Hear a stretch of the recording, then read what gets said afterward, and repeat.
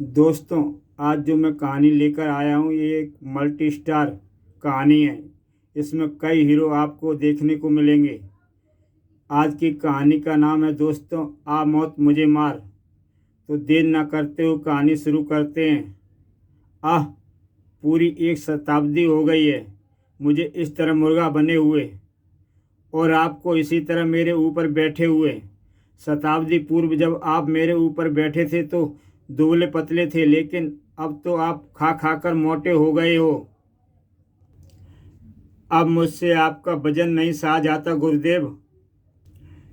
कब तक मेरे ऊपर यूं ही बैठे रहेंगे? अब तो उठिए और कम से कम मुझे मेरा अपराध तो बताइए, जिसके लिए मुझे यह दंड भोगना पड़ रहा है।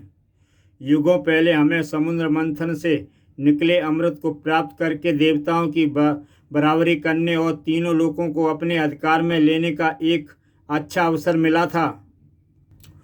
उस अमृत को पीकर हम भी अमर हो जाते और फिर आसानी से देवताओं को हरा देते, लेकिन तुम्हारे पूर्वजों ने सारे खेल को बिगाड़ दिया। वे विष्णु के मोहिनी रूप के जाल में फंस गए और मोहिनी ने सारा अमृत देवताओं को पिला दिया। इसी के साथ तीनों लोकों पर राज करने का अवसर हमारे हाथ से निकल गया। तुम्हारे उन्हीं पूर्वजों का दंड तुम भोग रहे हो। इसीलिए हम तुम्हें मुर्गा बनाकर और अपनी लघु शंका दीर्घ शंका को रोककर शताब्दियों से तुम्हारे ऊपर बैठे हैं और शताब्दियों तक यूं ही बैठे रहेंगे। अरे, ये हमारी आंखें क्या देख रही हैं? असुरलोक में अप्सरा? शताब्दियों गुजर गईं, किसी सुंदर अप्सरा को देखे। हम लघु शंका के लिए जा रहे हैं। पलोकसुर, ऐसे ही मुर्गा बने रहना। मैं जानता हूँ आप कहाँ जा रहे हैं गुरुदेव, क्योंकि आपको अपने ऊपर से उठाने के लिए मैंने ही तो उस अप्सरा को यहाँ लाने की योजना बनाई थी। अब मैं भी उठ जाता हूँ, लेकिन ऐसे कब तक उठा रहूँगा? जल्दी गुरुदेव वापस लौट आएंगे और मुझे मुर्गा बनाकर फिर मुझ पर बैठ जाएंगे। इसके लिए मुझे कोई स्थायी हल खोजना होगा, और उसका मात्र एक ही रास्ता है कि मैं अपने पुरखों की मूर्खता को सुधारूं और गुरुदेव के लौटने से पहले तीनों लोगों पर असुरों का राज कायम करने का कोई उपाय खोजूं। आज के युग में देवताओं को हराने का एक ही उपाय है, पाप। पाप देवताओं की शक्ति को इतना क्षीण कर देगा कि हम एक ही आक्रमण में उनका नाश कर सकते हैं, लेकिन उसके लिए तो मुझे जाना होगा पृथ्वी पर। तो यह उस्ताद, पुलिस आ गई। ओह, तैयार हो जाओ उन्हें चित करने के लिए। ऐसा है तो संभालो मेरे गन, मैं अभी पुलिस वालों को चित करने के लिए लंगोट कसता हूँ। अबे पहलवान की दुम, मैं तुझे कुश्ती लड़कर पुलिस वालों को चित करने की नहीं कह रहा हूँ। इस गन की गोलियों से उन्हें चित कर। सॉरी उस्ताद, गन हाथ में आ गई, लेकिन कुश्ती करने की आदत नहीं गई। अभी मैं इन गन की गोलियों से सभी को चित करता हूँ। बेकार है इन गन को संभालना, क्योंकि तू खुद पट हो जा रहा है। गमराज गुरु, वाह क्या घोड़े जैसी, मेरा मतलब ब्रूस ली जैसी किक मारी है, लेकिन मुझे शंका हो रही है कि तुम गलत आदमी से भिड़ गए। ओह आओ, जीवन में पहली बार मेरी शंका सही निकली। अब तुम्हारा क्या होगा गुरु? तूने मुझे लात मारी, नेशनल लेवल के पहलवान को। अबे, रोजी रोटी कमाने के लिए बदमाशी कर रहा हूँ, इसका मतलब यह नहीं कि तेरे जैसे मुझे लात मारेंगे। लात के साथ तेरी सारी हड्डियां भी तोड़ डालूंगा मैं। आओ गुरु। अरे इंस्पेक्टर यादव, खड़े खड़े देख क्या रहे हो? पकड़ो उस गुंडे को, वरना वह मेरे गुरु की भज्जियां तल देगा। इंस्पेक्टर बनने से पहले मैं कुश्ती का रेफरी था, इसलिए जब दो पहलवान लड़ रहे हों तो मैं तब तक बीच में नहीं पड़ता जब तक एक चित ना हो जाए। अब पीछे हट, कुश्ती देखने दे। आह, हे भगवान, गमराज गुरु को भी पहलवान कह रहा है। अब तो गुरु का भगवान ही मालिक है। अब तो मुझे ही कुछ करना होगा। गुरु, मामला बहुत बिगड़ गया है और मुझे शंका है कि ये अभी और बिगड़ेगा, इसलिए संभालो अपने आप को। ये केला खाओ, इससे तुम्हें ताकत मिलेगी। और तुम थोड़ी देर और पिटाई खाते रहोगे। ओह, केला तो मैं ज़रूर खाऊंगा, क्योंकि केला खाऊंगा तभी तो यह छिलका पहलवान के पैरों के नीचे फेंक पाऊंगा। और पहलवान फिसल कर सीधा गटर में जा गिरा। मैं गटर में फंस गया, निकालो मुझे। इसके पैर हमारे सामने हैं, इन्हीं के हाथ कड़ी लगाकर इसे बाहर निकालो। हमारा काम खत्म हुआ संकालू, हम चलते हैं। अपना काम करके वहाँ से रवाना होता गमराज अगर कुछ पल और वहाँ ठहर गया होता तो उसे भी वह आश्चर्यजनक नज़ारा देखने को मिल जाता। अरे ये हमारी पैंटों से क्या टकराया? सर जी, गजब हो गया। मेरे पैंट तो तेज़ी से नीचे सरकती जा रही है, जैसे कोई उसे नीचे से खींच रहा है।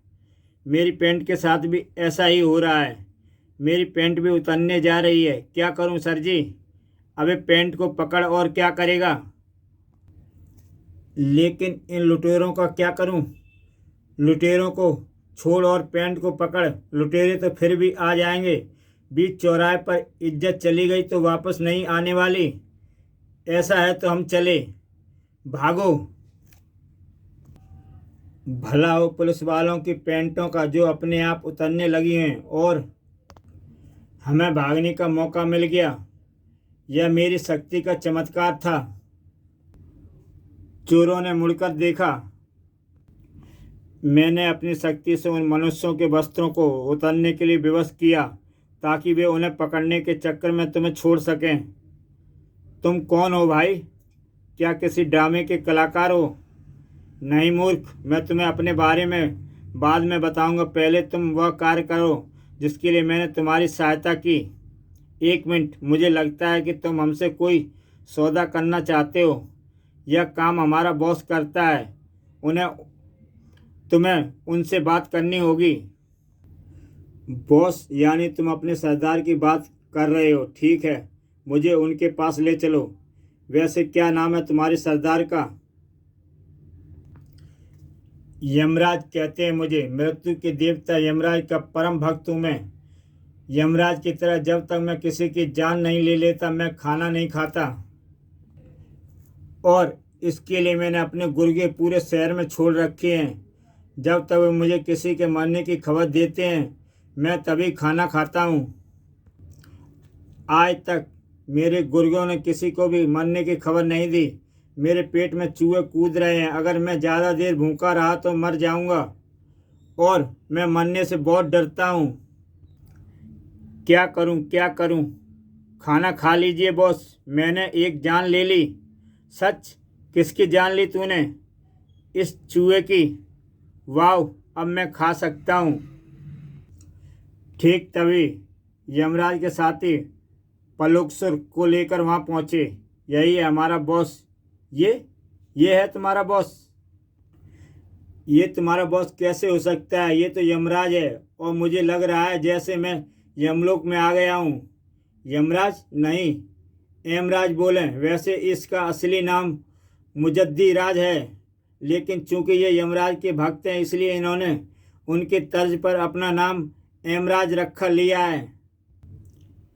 पर अपन का बॉस काम यमराज वाले ही करता है। बॉस ने यमराज से जिंदगियां एक्सपोर्ट करने का ठेका लिया हुआ है। चल सलाम ठोक बॉस को। श्रीमान एमराज जी, एक कौन है जो तूने मुझे खाना खाते वक्त टोका? कहाँ से आया है तू? टपका दूँ तुझे? मैं पलोकासुर हूँ श्रीमान। क्या? अपना यह अस्त्र सामने से हटाइए ताकि मैं आपको अपना उद्देश्य बता सकूं। पलोकासुर ने जब अपने बारे में बताया तो सबकी घिग्गी बन गई। मैंने आपको कोई नौटंकी वाला समझा था, इसलिए मैं आपसे बदतमीजी से बोल गया। मुझे माफ़ कर दीजिए। कोई बात नहीं, मैं तुम्हें क्षमा करता हूँ। अब मेरे पैर छोड़कर मेरा उद्देश्य सुनो। अगर तुम मेरा सहयोग करोगे तो मैं तुम्हें सैकड़ों अमूल्य खजाने भेंट में दूंगा। सैकड़ों खजाने? आप मुझे अपना मकसद बताइए पलोकासुर जी। पलोकासुर ने अपना मकसद बताया तो एमराज के छक्के छूट गए। पृथ्वी पर पाप फैलाने में तुम्हारी मदद करूं? लोगों की हत्याएं करूं, धर्म और पुण्य का साथ देने वालों का नाश करूं। अजीब काम है। वैसे एक बात बताइए भैया, तुम सब असुर मिलकर भी इस काम को क्यों नहीं कर लेते, जबकि तुम तो बहुत ताकतवर और चमत्कारी शक्तियों के मालिक हो। अगर हम असुरों ने ऐसा करने का प्रयत्न किया तो देवताओं को तुरंत ही इसका पता चल जाएगा और वे हम पर आक्रमण करके हमें समाप्त कर देंगे और तीनों लोकों पर राज करने की हमारी योजना भी हमेशा के लिए समाप्त हो जाएगी। इसलिए हमें तुम्हारे जैसे मनुष्यों की आवश्यकता है। ऐसा है तो फिर अपने इस योजना को कूड़े के डिब्बे में डाल दो और बेरंग वापस लौट जाओ। क्यों? छोटे मोटे अपराध करके अपना पेट पालना अलग बात है और बड़ी बड़ी वारदातें करना अलग। इस देश की पुलिस बड़ी सख्त है। बड़ी बड़ी वारदातें करने वालों को एनकाउंटर में मार डालती है और लाश का पता भी नहीं चलने देती, और मुझे मरने से बहुत डर लगता है। फिर मैं ही क्या, इस धरती पर हर आदमी मरने से डरता है। मौत का डर किसी को तुम्हारा काम नहीं करने देगा। इसलिए अपना बोरिया बिस्तर समेटो यहाँ से और वापस चले जाओ। मृत्यु का भय, इसी भय के कारण तो मनुष्य आज तक खुलकर पाप नहीं कर पाया। इसलिए तो हम असुर सशस्त्र प्रयत्नों के पश्चात भी अपने उद्देश्य में सफल नहीं हो पाए। हेमराज की बातों ने पलोकासुर को निराश कर दिया। वह वापस असुरलोक लौट चला।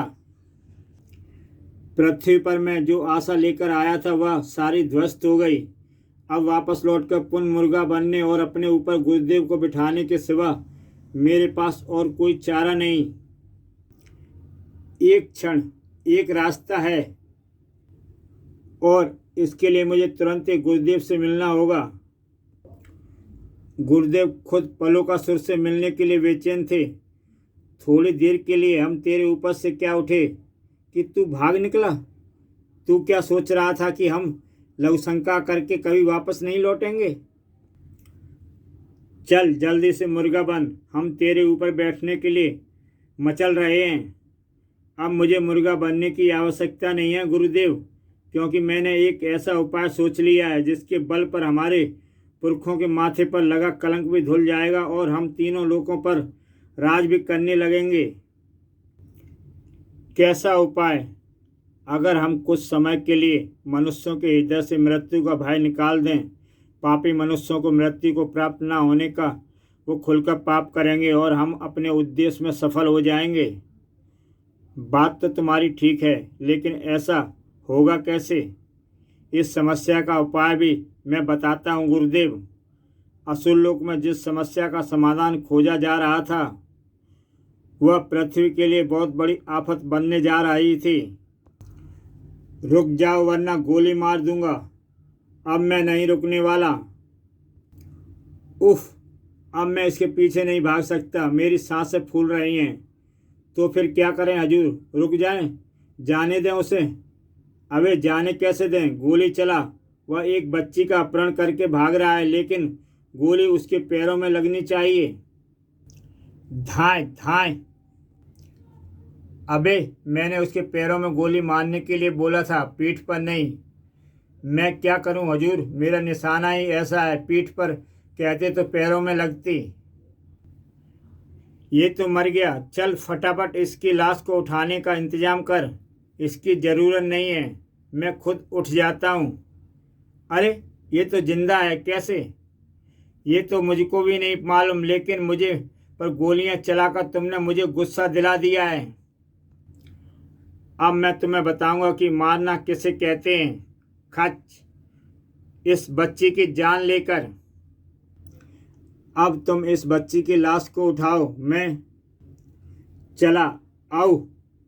दरिंदगी का ऐसा नंगा नाच दिखाकर तू यहाँ से बचकर नहीं जा सकता। तुझे उस बच्ची के खून के एक एक कतरे का हिसाब देना होगा। ओह, बच्ची की मौत के गम ने गुरु को पागल सा कर दिया है। उनकी आंखों में आंसू और चेहरे पर गुस्से का ज्वालामुखी है। आज इस बदमाश की खैर नहीं। तू मेरा कुछ नहीं बिगाड़ पाएगा गमराज। जब पुलिस की गोलियां मुझे ना मार पाई तो तू मुझे क्या मारेगा? मेरा इरादा तुझे मारने का है भी नहीं कमीने। मैं तो तेरे हाथ पांव तोड़ना चाहता हूं ताकि तू फिर कभी भी कड़ाक अपनी हैवानियत का खेल ना खेल सके। आह, गमराज के उस गुस्से ने ना जाने क्या अंजाम होता अगर। अरे यह क्या! अचानक उस रोशनी ने उस बदमाश को आ घेरा और अगले ही पल वह बदमाश तो एकाएक गायब हो गया। बदमाश के आश्चर्यजनक रूप से गायब हो जाने की गमराज की हैरानी पल भर बाद ही बच्ची की मौत के दुख में बदल गई। ओह, वह पापी हत्यारा बदमाश पुलिस की 20 गोलियों खाकर भी नहीं मरा, जबकि इस बच्ची की जान एक चाकू के वार ने ले ली। हाय मेरी बच्ची! एक पापी के प्राणों को छोड़कर एक मासूम बच्ची के प्राण ले लिए। आखिर पिताश्री ने ऐसा क्यों किया? दोस्तों, अगर आप मेरी कहानियाँ लगातार देखते हैं तो शायद आपको पता होगा कि गमराज के पिता का नाम यमराज है, जो यमलोक में है। यमराज गमराज के पिता कैसे बने, यह सब जानने के लिए मेरे YouTube चैनल में जाके गमराज की पहली कहानी गमराज देखें। दोस्तों, अब कहानी आगे देखते हैं। पिताश्री ने यह अन्याय किया है। मुझे इस विषय में यमलोक जाकर उनसे मिलना होगा। दूसरों के गम में दुखी होने वाले गमराज को उस मासूम बच्ची के गम ने इतना गमगीन कर दिया था कि वह तुरंत ही अपने पिता यमराज से मिलने चल पड़ा। यमलोक में, अरे यह मानव कहाँ सशरीर यमलोक में घुसा चला जा रहा है। तुम नए आए हो इसलिए नहीं जानते कि इस मानव को सशरीर यमलोक में प्रवेश करने की छूट है, क्योंकि ये धर्मराज के दंतक पुत्र हैं। और फिर तो इन्हें भी यमलोक में घटी दुर्घटना के बारे में पता चल गया होगा, तभी ये यहाँ आए हैं। यमलोक में क्या घटा था? गमराज को इसका कोई आभास नहीं था। पिताश्री, आप कहाँ हैं पिताश्री? धर्मराज यहाँ नहीं है पुत्र। गमराज, उनका अपहरण हो चुका है। हैं? ये क्या कह रहे हैं चित्रगुप्त अंकल? पिताश्री का अपहरण हो गया है? हाँ पुत्र, कल रात्रि को धर्मराज अपने वाहन वृषमराज पर बैठकर स्वर्ग में होने वाले एक नृत्य नाटिका को देखकर वापस लौट रहे थे। मैं भी उनके साथ था। अभी हम यमलोक की सीमा से कुछ ही दूर थे कि हमारे सामने वह भयंकर असुर आ खड़ा हुआ। कौन है तू? विचित्रासुर कहते हैं मुझे, और मुझे यहाँ पर मेरे भाई पलोकासुर ने इसलिए भेजा है ताकि मैं तुम्हें बंदी बना सकूं। तू हमें बंदी बनाएगा दुष्ट? हम अभी तेरे प्राणों को अपने मृत्यु पाश में बंदी बनाते हैं। यह मृत्यु पाश मेरा कुछ नहीं बिगाड़ सकता, क्योंकि मैंने ब्रह्मा को प्रसन्न करके ना मात्र इस मृत्यु पाश से बचने का बल्कि इसे अपने बस में करने का वरदान पाया हुआ है। ये देखो, ये तुम्हारा मृत्यु पाश मेरे बस में हुआ। अब मैं तुम्हें और तुम्हारे वाहन को इसमें फंसाऊंगा।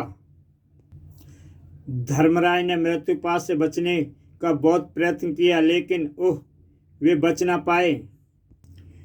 अगर कोई और होता तो इस मृत्यु पाश में फंसकर अब तक अपने प्राण गंवा चुका होता, परंतु चूंकि तुम स्वयं मृत्यु के देवता यमराज हो और तुम्हारे अमृत पान करने के कारण तुम्हें मृत्यु नहीं आ सकती, इसलिए इसमें फंसकर तुम मृत्यु को प्राप्त तो नहीं होगे, लेकिन इतने विवश अवश्य हो गए हो कि मैं तुम्हारा जो चाहे अहित कर सकता हूँ। मैं तुम्हें ऐसा कदापि नहीं करने दूंगा। दुष्ट, पीछे हट। मैंने धर्मराज को विचित्रासुर से बचाने का प्रयत्न तो किया, लेकिन अधिक समय तक उनका विरोध नहीं कर पाया, क्योंकि जीवन मृत्यु का हिसाब किताब रखने वाली भारी पोथी मेरे हाथों में थी। उसे संभालने के चक्कर में मैं उससे मात खा गया। वरना तो तुम जानते हो कि मैंने कितने अच्छों को पछाड़ा हुआ है। अपहरण के बाद पिताश्री को किसी ने कोई खोज खबर नहीं ली? क्यों नहीं ली? धर्मराज के अपहरण की सूचना पाते ही देवराज इंद्र सहित सभी देवगण सक्रिय हो उठे। तुरंत ही युद्ध स्तर पर धर्मराज की खोज आरंभ हो गई। तीनों लोग सातों आकाश उनकी खोजबीन छान में मारे गए, परंतु अभी तक उनका कहीं पता नहीं चला है। निश्चिंत ही विचित्रासुर ने धर्मराज को ऐसी जगह कैद कर दिया है जहाँ देवताओं की दिव्य दृष्टि नहीं पहुँच सकती, और ब्रह्मांड में ऐसी जगह मात्र पृथ्वी है, क्योंकि पृथ्वी इतनी अधिक विशाल जनसंख्या से भरी हुई है कि वहाँ दिव्य दृष्टि भी प्रभावशाली नहीं होती। क्या तुम्हारे पास भी धर्मराज के अपहरण की बात पहुँच गई जो तुम यहाँ आए हो? नहीं, मेरे आने का कारण तो दूसरा ही है। गमराज ने अपने वहाँ आने का कारण बताया। जब पृथ्वी का देवता ही अपने सिंहासन पर नहीं है तो भला मृत्यु कैसे होगी? जिस मनुष्य की तुम बात कर रहे हो वह ही क्या पृथ्वी पर किसी भी मनुष्य की मृत्यु नहीं आएगी? ओह, तो फिर वह बच्ची कैसे मर गई जिसे उस बदमाश ने चाकू मारा था? वो भी नहीं मरी, वो भी जीवित है। प्रहार के तेज से वह अचेत अवस्था में पहुंच गई है। शताब की अधिकता से तुमने और उस बालिका की माता ने उसे मरा हुआ समझ लिया था। ओह, ऐसा कब तक चलेगा? जब तक धर्मराज वापस नहीं लौट आते। धर्मराज को खोजकर वापस लाना अत्यंत आवश्यक है पुत्र, वरना अनर्थ हो जाएगा। पिताश्री वापस आएंगे, अवश्य आएंगे। मैं उन्हें खोजकर वापस लाऊंगा, लेकिन इतनी बड़ी धरती पर पिताश्री कहाँ होंगे? जब देवतागण उन्हें नहीं खोज पा रहे तो मैं कैसे उन्हें खोज लूँगा? और क्या मैं अकेला इस कार्य को कर पाऊँगा? यमलोक से यमराज के गायब हो जाने से पृथ्वी पर जो हलचल मची थी उसका पता धीरे धीरे सभी को लगने जा रहा था। मेरे साथ एक साथ कई चमत्कार हो गए बॉस। एक तो पुलिस वालों की गोलियों से मेरा कुछ नहीं बिगड़ा, और दूसरा जब गमराज मेरी धुलाई कर रहा था तब अचानक मुझे पर एक किरण पड़ी जो मुझे गमराज की धुलाई से छुटकारा दिलाकर यहाँ ले आई। लेकिन एक गड़बड़ हो गई बॉस। उस गमराज के बच्चे ने मुझे इतना पीटा कि मेरी सारी हड्डियाँ कीर्तन कर रही हैं, और खासकर पीछे की हड्डी तो बुरा हाल है। कमबख्त ने पीछे बहुत ठुड्डा मारे हैं। दोस्तों, क्या गमराज अपने पिताश्री यमराज को ढूंढ पाया? पलोकासुर का उद्देश्य सफल हो पाया? इन सभी प्रश्नों के उत्तर जानने के लिए मेरे YouTube चैनल में जाकर इसका दूसरा भाग देखें, जिसका नाम है आ मौत मुझे मार भाग 2।